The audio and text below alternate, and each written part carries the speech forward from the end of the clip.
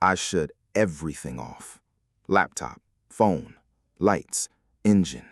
Just complete silence inside the car, like I could erase the last hour of my life. It didn't work, obviously, because now I had something worse than fear. I had direction. Level 3, Vault Seed. Marcus wasn't just dumping random files on me. This was structured, intentional, like a staircase designed specifically for someone stupid enough to climb it. I sat there in the dark, thinking about what he said. You need leverage. That word stuck. Leverage isn't money, it's control. It's what makes rich people untouchable. And apparently, now I had access to the same kind of thing. My phone turned back on automatically. I didn't touch it, just powered itself. And on the screen, one new notification. No number, just a label. Mirror system, integration and progress. I almost threw the phone out the window. Instead, I opened it. Because again, terrible decisions seemed to be my specialty. Inside was a new interface, not messages, not calls, a dashboard.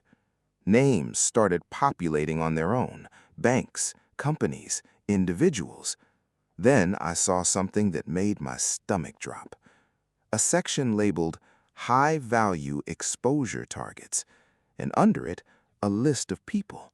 People I recognized, public figures, business owners, even names I'd seen in the earlier files. Each one had a number next to it, some small, some massive. And beside those numbers, buttons. Sell, expose, hold.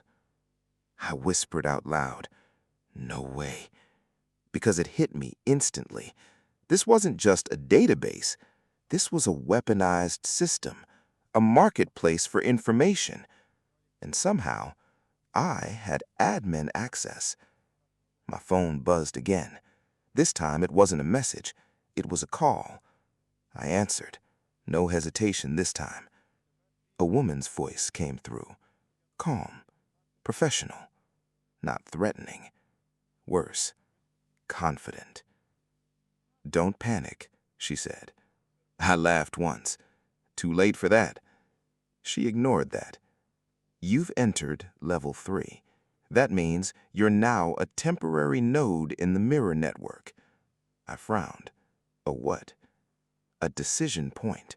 Someone who can route information. I leaned forward. I don't even know what that means. She sighed slightly, like I was slow. It means people will come to you. You decide what they get. That hit different. I looked back at the dashboard. Sell, expose, hold.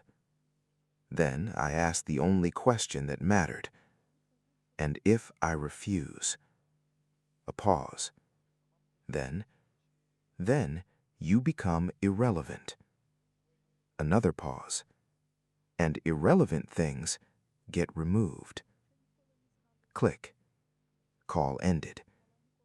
I sat there for a long time after that, because now it wasn't just survival, it was position.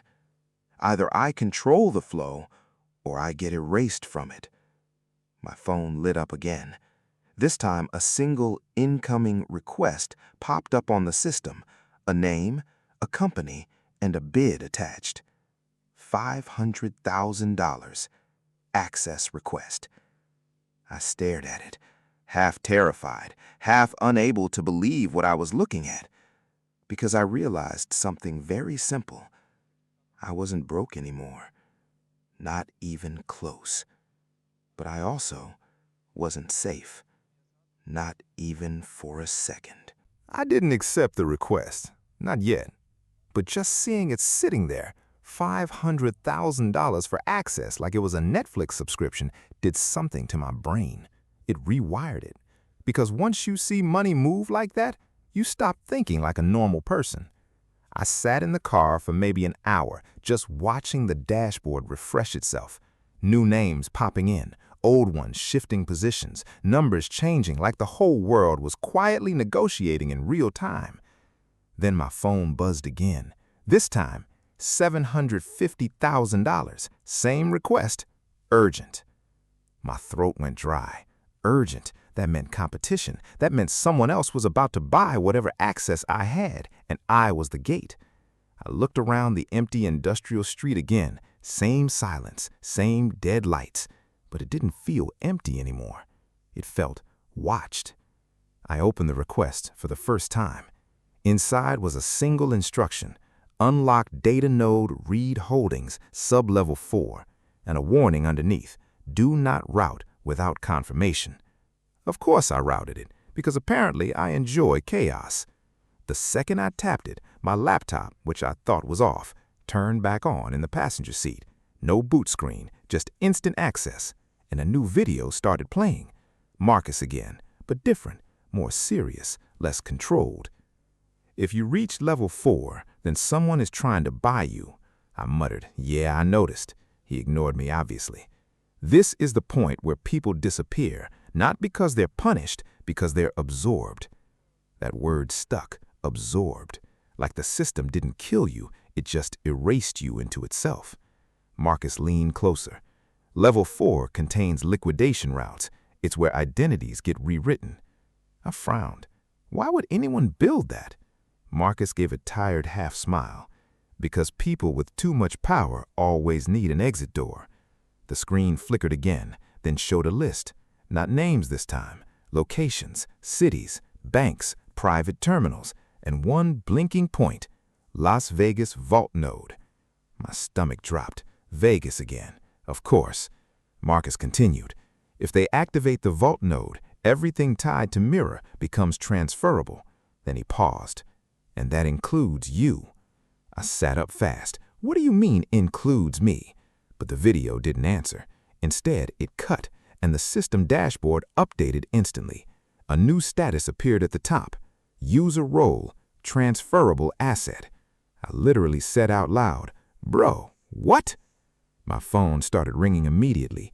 Unknown number, but I already knew who it was. I answered. The same calm man from before. No introduction, just, "They triggered level 4, didn't they?" I didn't respond. He sighed. "That means you have less than 12 hours before the system locks you into liquidation."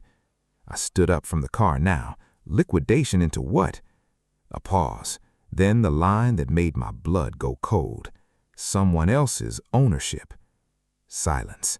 Then he added, "Unless you get to Vegas first." Click. Call ended. I looked at the dashboard again. Vegas node flashing brighter now, pulling attention like a magnet, like it wanted me there. And for the first time, I realized something terrifying. Maybe Marcus didn't leave me a system to control. Maybe he left me a system that needed a replacement, and I wasn't chasing it anymore. It was pulling me in. I should have turned around. That's the part I keep thinking about now. Right there on that empty industrial road, staring at a blinking Vegas node active alert, I could have just shut everything down, walked away, disappeared into nothing. But I didn't, because by that point, the system wasn't just something I had. It was something I understood. And worse, something I could finally see a way to survive inside. I drove through the night again. No stops, no calls, no music. Just the dashboard glowing like a heartbeat in front of me, pulling me closer to Vegas mile by mile. Every time I checked the mirror, I expected headlights. Nothing. And that was the scariest part. No chase, no panic. Just permission, like I was being allowed to arrive. By sunrise, the Vegas skyline hit the horizon like a glitch in reality. Too clean, too bright, too loud for something that dangerous. I parked a few blocks from the bank Marcus mentioned in the files. The vault node wasn't hidden anymore. It was active, and I could feel it. Phones around me kept buzzing. People walking past me didn't look normal anymore. They looked like they were all quietly part of something I couldn't see. I opened the system one last time. Level 4 was fully unlocked now, and there it was. Final action. vault authorization. 2 options: confirm transfer, override ownership. My hands froze because that was it. That was the entire game. I either let the system rewrite me or I take it. But Marcus's voice played in my head again. People with too much power always need an exit door. And I finally understood what he meant. This system didn't belong to one person. It belonged to whoever controlled the last decision. I stepped into the bank. Same procedure as before. No questions, no resistance. Like they were expecting me. Down the hallway, metal door, vault access terminal. And there it was. No 317, auth required. I placed my hand on the scanner. It accepted me instantly. Of course it did, because I wasn't an outsider anymore. I was part of it. The door opened. Inside wasn't money, not files, not servers, just a single terminal connected to everything I had seen, and a live list of assets moving across the world in real time, billions flowing like water, names shifting, power redistributing itself silently, a system that never stopped and never would. My phone buzzed one last time. Unknown number. But this time, I answered without hesitation. The same calm voice. No games now, just truth. "You're at the center," he said. I looked at the screen, at everything moving through me. "Yeah," I said quietly. "I see it." A pause. Then, "So what's your decision?" I looked at the 2 buttons again. Confirm transfer, override ownership. Everything I had been through, sleeping in cars, being hunted, finding files I never should have touched, it all led here. I exhaled slowly, and I made the choice. I pressed override ownership. The system didn't crash. It didn't explode. It just went silent for 1 full second. Then every screen changed, every account, every route, every connection, reassigned. Not erased, controlled. And my name appeared at the top of the network. Primary node active. Silence in the room. Then the phone rang again. The man didn't sound surprised. He actually sounded almost respectful. "Interesting choice," he said. I leaned back against the wall. "So what now?" A pause. Then the line that stuck with me the most. "Now, you're untouchable." Click. Call ended. I walked out of that bank like nothing had changed. But everything had. Because I didn't sell the system. I didn't escape it. I became the thing inside it. And here's the part people don't understand when they hear stories like this. Money didn't save me. Power didn't either. It just replaced one kind of fear with another. Now I live in a penthouse in LA. I can buy anything I want. I can erase problems before they even reach me. People call me lucky. Others call me dangerous. But the truth is, I still have the files. All of them. Every level, every name, every secret. And sometimes at night, when everything is quiet and the city looks peaceful from up here, I open the system again. Not to use it, just to make sure it's still there. Because even though I'm untouchable now, I know exactly how I got here, and I know how easily someone else could replace me. Before you go, hit that like button and subscribe for more unbelievable stories just like this one. See you in the next story.